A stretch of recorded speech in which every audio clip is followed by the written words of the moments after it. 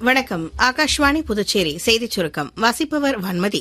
கடலோர பாதுகாப்பு தேசத்தின் பாதுகாப்பு என்பதை வலியுறுத்தி சென்னை மெரினா கடற்கரை நேப்பியர் பாலத்திலிருந்து புதுச்சேரியை நோக்கி மத்திய தொழில் பாதுகாப்பு படையினரின் சைக்கிள் பேரணியை மத்திய தொழில் பாதுகாப்பு படை காவலர் துறை இயக்குநர் மற்றும் துணை இயக்குநர் கொடியசைத்து தொடக்கி வைத்தனர்.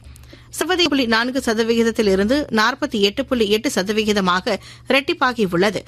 இதன் அறிக்கையை மேற்கோள் காட்டி மத்திய தொழிலாளர் மற்றும் வேலைவாய்ப்புத்துறை அமைச்சர் திரு மான்சுக் மாண்டவியா தொழிலாளர்கள் முழுவதும் சமூக பாதுகாப்பு சலுகைகளை விரிவுபடுத்துவதில் ஏற்பட்டுள்ள முன்னேற்றத்தை எடுத்துரைத்தார்.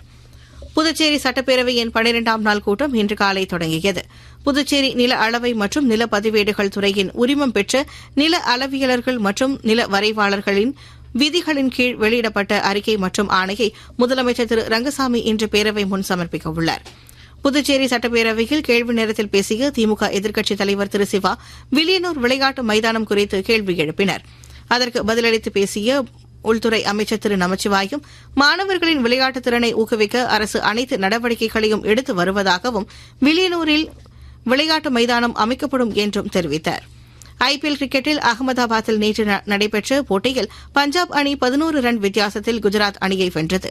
இன்றிரவு 7:30 மணிக்கு குவஹாத்தியில் நடைபெறும் ஆட்டத்தில் கொல்கத்தா அணி ராஜஸ்தான் அணியை எதிர்கொள்கிறது. இத்துடன் இந்த செய்திச் சுருக்கம் நிறைவு பெறுகிறது.